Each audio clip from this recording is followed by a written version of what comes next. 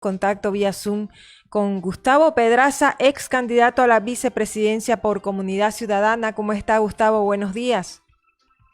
Buenos días, Cecilia. Un gusto, como siempre, conversar con usted y la audiencia de su programa. Muchísimas gracias. ¿Cómo se siente después de la campaña y de los resultados?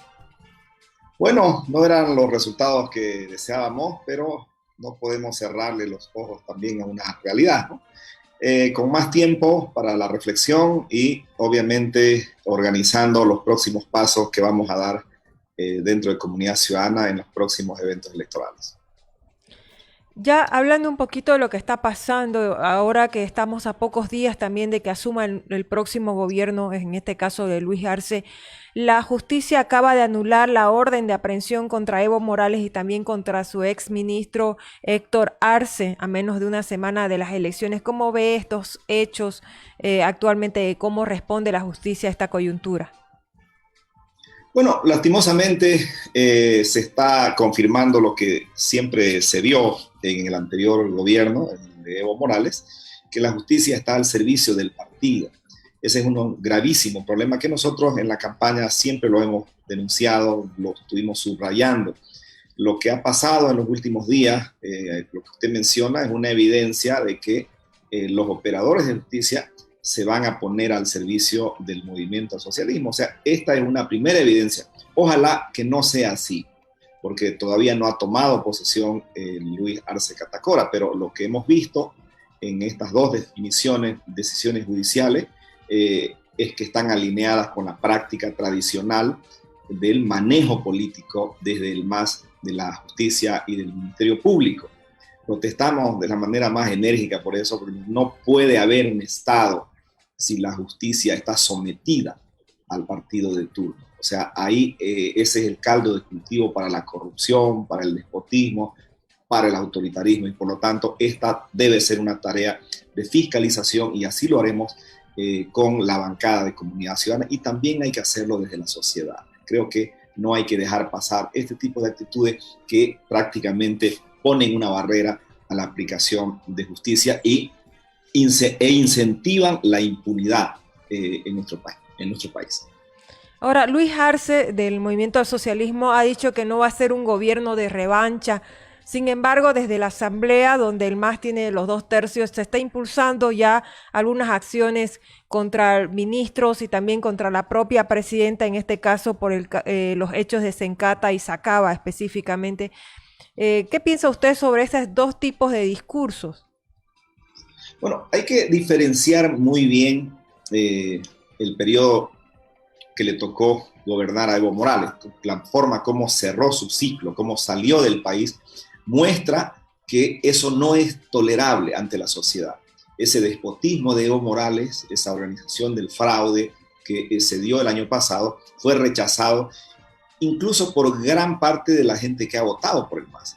Por lo tanto, Luis Arce Catacora tiene la oportunidad de demostrar que no va a ser un gobierno déspota, autoritario como el de Evo Morales, y tiene tiempo para cumplir lo que está diciendo. Estas decisiones que se han tomado en la Asamblea Legislativa muestran lo contrario. Sin embargo, todavía no han asumido los nuevos legisladores. Ahí veamos cuál va a ser su comportamiento. No ha asumido todavía el nuevo presidente electo. Veremos cuál va a ser su comportamiento. Y esperemos que no sea similar al de Evo Morales. Y nosotros, con nuestra bancada, vamos a trabajar en la Asamblea Legislativa para contener esos abusos y para, obviamente, fiscalizar la gestión del gobierno de Luis Arce, que se ajuste a la ley y que respete los derechos y que respete sobre todo la libertad de pensamiento de la gente, la libertad política, y que no haya persecución como lo hacía Evo Morales en el pasado. Ahora, este tipo de acciones penales, si se inician oficialmente, ¿podrían frenar también una posible carrera política futura, por ejemplo, de la figura de Yanine Áñez? Bueno, hay que ver cuál es ese proceso.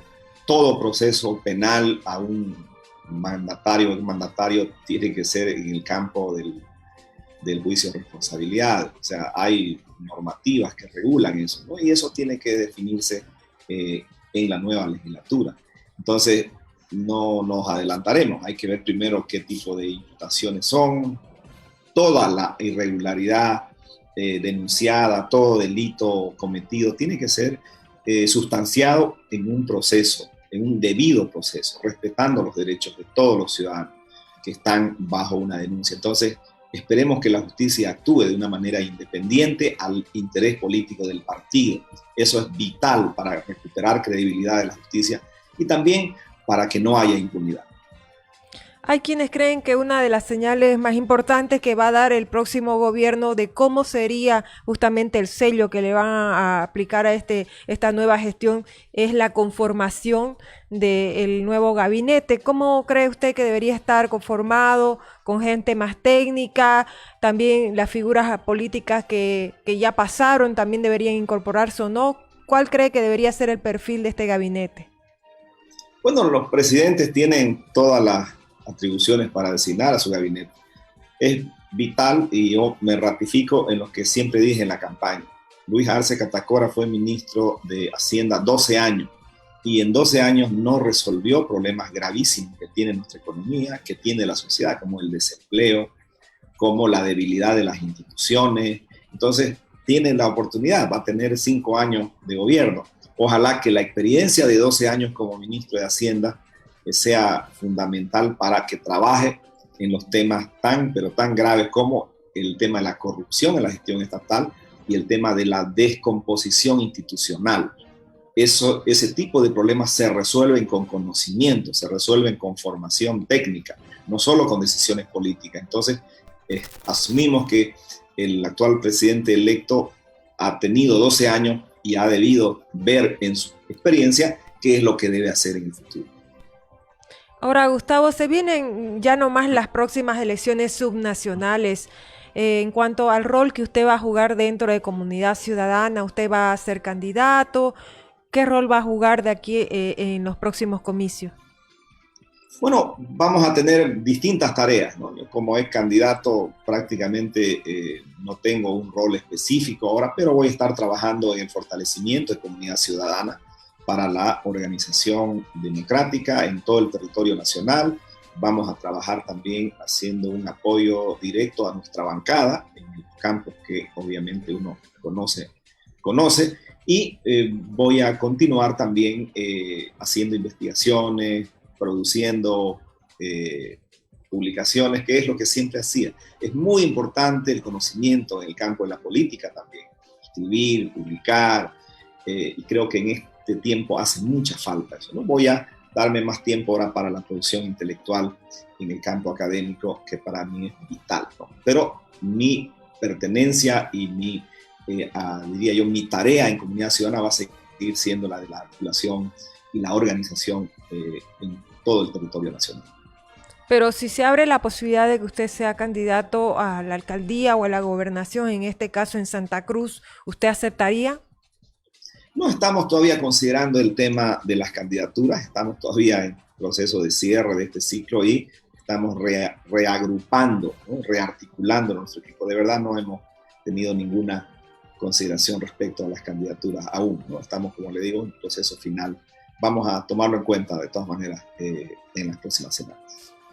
Finalmente, Gustavo, hay un tema que se ha generado en estos días y es una movilización que se está haciendo de algunos grupos ciudadanos, sobre todo pidiendo la intervención de los militares hasta que se convoque a unas nuevas elecciones sin fraude electoral, porque ellos consideran que ha habido fraude nuevamente. ¿Usted cree que se puede abogar por la democracia pidiendo a los militares que intervengan? La base de la democracia es el respeto a las mayorías, ¿no? El pueblo ha hablado el 18 de octubre. Aunque no nos guste, no podemos cerrarle los ojos a una realidad. Han habido irregularidades específicas en algunas circunscripciones, la hemos conocido públicamente, se está investigando, pero el resultado de las elecciones está avalado no solo por fuerzas políticas nacionales, sino por organismos internacionales, ¿no? Como las Naciones Unidas, como la OEA, como la Unión Europea, el Centro Carter, organizaciones, fundaciones privadas, el mismo gobierno varios gobiernos han reconocido. Entonces, yo creo que es vital reconocer los resultados, aunque no nos guste, porque esa es la regla básica de la democracia. No reconocerlos cuando nos favorece, sino también reconocerlos cuando no nos favorece, porque estaríamos dándole razón a grupos que siempre, entre ellos el MAS, yo me acuerdo que el MAS decía hace unos 2 meses, si los resultados no nos favorecen va a ser fraude.